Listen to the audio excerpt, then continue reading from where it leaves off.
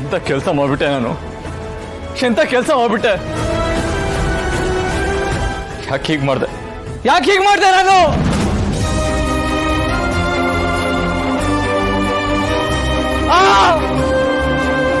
Boss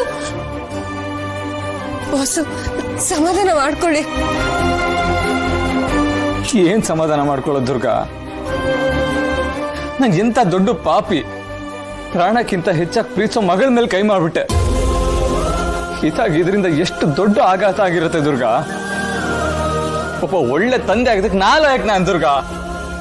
ಇರೋ ಒಬ್ಳು ಮಗಳನ್ನ ಖುಷಿಯಾಗಿ ನೋಡ್ಕೊಳಕ್ ಆಗ್ತಾ ಇಲ್ವಲ್ಲ ನನ್ನ ಹತ್ರ. ಇಲ್ಲ ಬಾಸು, ಇದು ನಿಮ್ ತಪ್ಪಲ್ಲ.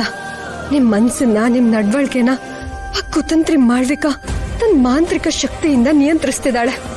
ಇಷ್ಟೆಲ್ಲ ತೊಂದರೆ ಆಗ್ತಿರೋದು ಅವಳಿಂದ. ನೀವು ನಿರ್ದೋಷಿ.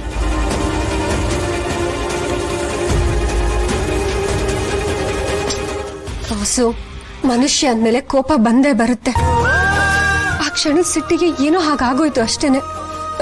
ನನ್ ಮಾತು ಕೇಳಿ, ಎಲ್ಲ ಸರಿ ಹೋಗುತ್ತೆ ಬಾಸು. ಪುಟ್ ಮೇಡಮು ನಿಮ್ ಮಗಳು, ನಿಮ್ ಪ್ರೀತಿ ಎಂತದು ಅಂತ ಅವಳಿಗೆ ಚೆನ್ನಾಗಿ ಗೊತ್ತಿದೆ.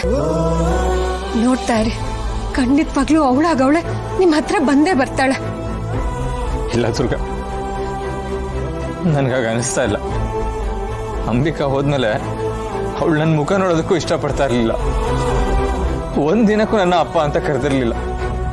ಅಂಥದ್ರಲ್ಲಿ ಇವಾಗಷ್ಟೇ ಅವಳು ನನ್ನ ಅಪ್ಪ ಅಂತ ಒಪ್ಕೊಂಡಿದ್ಲು, ಪ್ರೀತಿಯಿಂದ ನೋಡ್ತಾ ಇದ್ಲು. ಈ ದಿನಕ್ಕೋಸ್ಕರ ನಾನು ಎಷ್ಟು ವರ್ಷಗಳಿಂದ ಕಾಯ್ತಾ ಇದ್ದೆ. ಆದ್ರೀಗ ಅವಳಿಗೆ ನನ್ನ ಮೇಲೆ ಇದ್ದಿದ್ದ ಪ್ರೀತಿ, ನಂಬಿಕೆ ಎಲ್ಲ ನಾನೇ ನನ್ನ ಕೈಯಾರೆ ಹಾಳು ಮಾಡ್ಕೊಂಡ್ಬಿಟ್ಟೆ. ಇಲ್ಲ ಬಾಸು, ಏನು ಹಾಳಾಗಿಲ್ಲ. ಹಾಳಾಗೋದಕ್ಕೆ ನಾನು ಬಿಡೋದು ಇಲ್ಲ. ನಾನು ಇದೀನಿ ತಾನೇ ನಿಮ್ ಜೊತೆ. ಮತ್ತೆ ಎಲ್ಲ ಮೊದ್ಲಿನ ತರ ಆಗೋ ರೀತಿ ನಾನ್ ಮಾಡ್ತೀನಿ. ನನ್ನ ನಂಬಿ ಬಾಸು.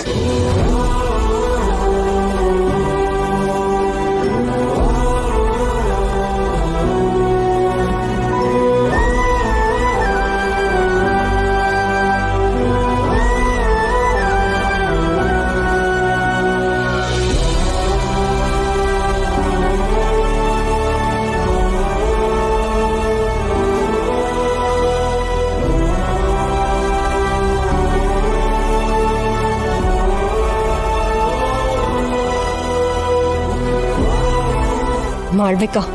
ನನ್ ಗಂಡನ್ ಕಣ್ಣೀರ್ಗೆ, ನನ್ ಮಗಳ ನೋವಿಗೆ ನೀನ್ ಬೆಲೆ ತೆರಲೇಬೇಕು.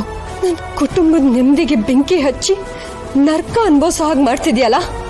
ಈ ದುರ್ಗಾ ನಿನ್ನ ದುಷ್ಟತನಕ್ಕೆ ಅಂತ್ಯ ಹಾಡೇ ಹಾಡ್ತಾಳೆ.